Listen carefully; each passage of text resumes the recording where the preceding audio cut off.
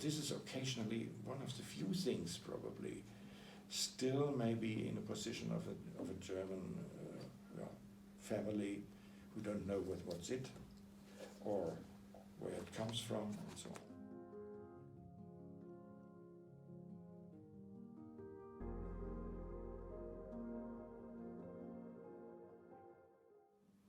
First of all, thanks for agreeing to do this interview with us, Mr. Mebs. In a letter that you sent to the American Consulate in Frankfurt in December last year, you told us that 15 years ago your mother gave you a Bible that she found in your father's possessions after he had died in 1946. And the Bible belonged to an American soldier named Charles Spencer. What was your first reaction when you received this item from the war? I was really surprised because my father died 46. And I often ask my mother, do we have anything left from my father? And during all the time of the becoming a young guy and so on, you were asking of your parents, what have you done during these times of Nazi? But she said, no, nothing was left. Till she came up with this Bible and said, well, I just found it in his belongings when he died, didn't care about that, I don't know what it is. So I went through and said, okay, this is a small Bible, it's a New Testament, and dedicated by the US military to any soldiers, Christian soldiers, and they keep it with their belongings. And your father might have taken it, well, from somewhere, from an American. No idea about how he got it. And because at that time, my father I asked always my mother, did he tell you what happened during the war, where he had been and so on? She said he never told us what happened at that time. He never told us what he has done during the war. He just sent letters home, just personal letters, I'm alive, like that.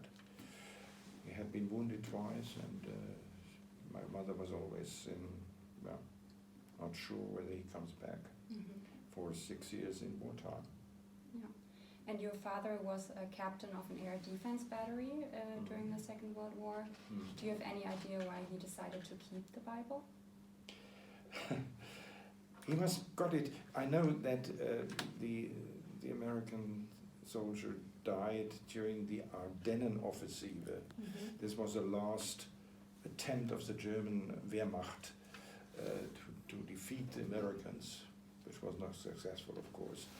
But I'm sure that he didn't take it directly from the soldiers, because he has the highest rank at this battery, and he was in a control car to lead the defense of against airplanes and so on. But his soldiers may have searched any dead American, for instance, to find out which unit he belongs, which part of the army he is, to get an idea how many Americans are still around or what's going on in the front and so on. And he may have received that from one of the soldiers. He kept it somewhere. I didn't think he took much care of it. That's the only thing what we got, which belonged to something happened in the war. That was my idea. He didn't rob it from a soldier or so, but because the Germans had so many opportunities to collect things when they occupied the areas where they had been settled, France in particular, Russia, everywhere. The Germans took everything what they could get, what they could grab. But there was I would say, attitude of the high-ranking soldiers, no, we don't do that. We don't take anything away from our enemies. But the normal soldier takes that and said, okay, Hauptmann, I got this Bible, I don't know, this is in English, I can't read that, and gave it to my father. And he forgot it probably. And you've been trying to return the Bible to Spencer's next of kin for quite a while. Can you tell us how long you've been trying to search for Spencer's relatives? When I got this Bible 15 years ago, around that time, I got the idea how to return that to some American authorities or even to some of the relatives of that soldier, because we had the address, not the address, but the name and the unit was here. And I contacted the Veterans Administration in Washington.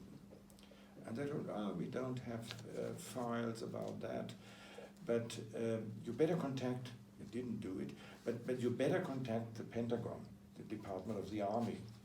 I wrote a letter to the Department of the Army and the Pentagon, but I never got an answer. So I said, okay, what should I do? At that time, I had no idea what to do further. Since I was traveling a lot in the United States at that time, in the 70s and the 80s and the 90s, I thought when I'm sometimes in a place like South Carolina, so the Veterans Administrations are very well organized in these places, they have meetings, and so you go to such a meeting and talk to the people and say, could you help me with that?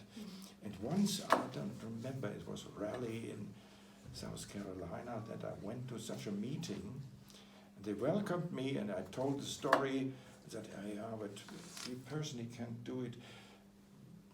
Ask our headquarters in Washington, that I have done it already, and they referred me to the to the Department of the Army, but I didn't get any answer.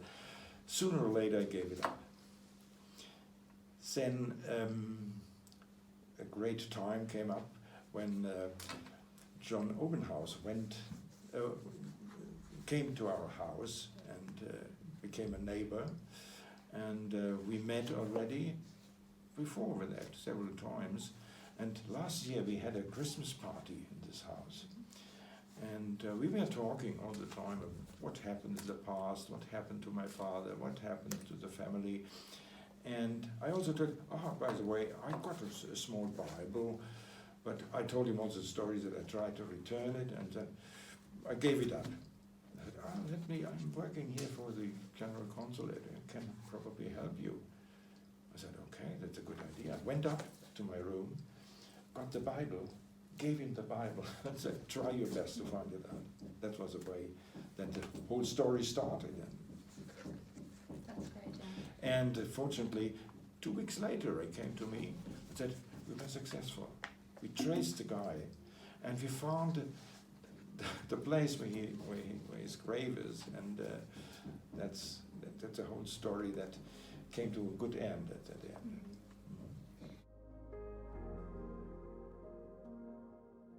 Can you tell us a little bit more about that? This doesn't belong to us, because that's not what I didn't purchase it, and I didn't found it, and my father brought it back, but it is not part of the family tradition. And I think it is also, I wouldn't say that a moral thing to say, okay, if something special like a Bible, it's a very personal thing. If a soldier keeps a Bible, he must be a Christian and believing in that. And he kept it close like that. And this should be returned. It's not my position. That was my motivation to do the best, to return it to someone, because he's dead, of course, but to someone of his family, if someone is still alive or related to them, and they have a better, it contributes to something what happens during the war and after the war, that we have to do something good in that way. Because terrible things occurred during the war, and this fierce fighting where he was killed was so terrible that even cruel things happened, and I don't know how he died. and the family had no idea what was going on and so on. And the only thing was left was this Bible. And this is so precious for a family, and to give it back. Yeah. That is the main thing that I always attempt. I'm so happy that it was so successful. Yeah. And as you already mentioned, with the help of the American Legion and a local Hawaii news station, the consulate was able to locate some of the relatives of Spencer. It's amazing. It's amazing. It's amazing that. And imagine for a moment they would sit right across from you at this table. What would you like to say to them?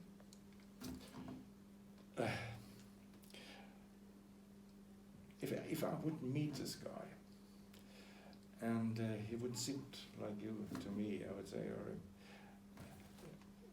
I cannot apologize for that, because this was wartime. People were fighting each other, and Germans were killed, Americans were killed. This is 75 years ago. We are descendants of fathers, mothers, which were involved in that. But we are a new generation, like all the guy who get the Bible now. And Americans are not enemies anymore. We were allies, and I have so many contacts in the United States that it's a great pleasure and a great relief that I can do something good in that way. Absolutely. Because Germans initiated the war, and the Americans came late into the war. And we had, a few years ago, our former president, Richard von Weizsäcker, made a wonderful note in the Bundestag 10 years ago, when we had 65 years anniversary after the end of the war. And he told the Germans, well, we initiated everything like that, but we have to remember we have been liberated from the Nazi regime by the US Army in particular, or the British, of course, but they had their own problems. But what motivated the Americans to go overseas and fight Germany? Because the Germans, okay, we declared the war also to the United States, but okay, the heavy involvement of the Americans contributed to our liberation. And we have now a democracy which is based on these US activities. Because after the war there were mixed feeling about American occupation or occupation in general. But from my point of view, what I experienced in this respect, I have only positive experience. We lived in this small village where my father was teacher, and it was 70. After my father died, we still lived there, and Americans were sometimes passing through. And one morning, everyone in the small came together because there was a big tank, an American tank in the middle of the town. And the guy came out, they were lost. They couldn't find a way out. And nobody was speaking English at that time. And we were all around and then, oh, this be good, that's what's happened. The first time I have seen such a time. I was six and a half years or so old. And Americans came out of the tank. I was amazed to see how many were in the tank, 4 or 5 or something like that. And they distributed chewing gum to us. We had no idea what to do with that. It was the first experience to got a chewing gum and chew the gum. And funny.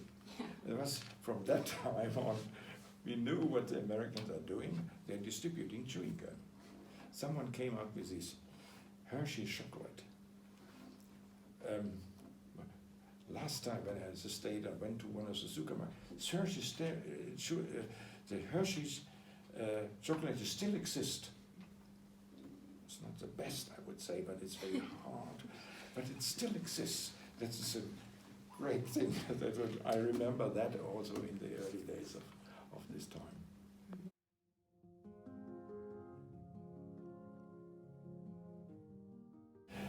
Der Krieg ist jetzt 75 Jahre vorbei. Wir sind Söhne, Töchter,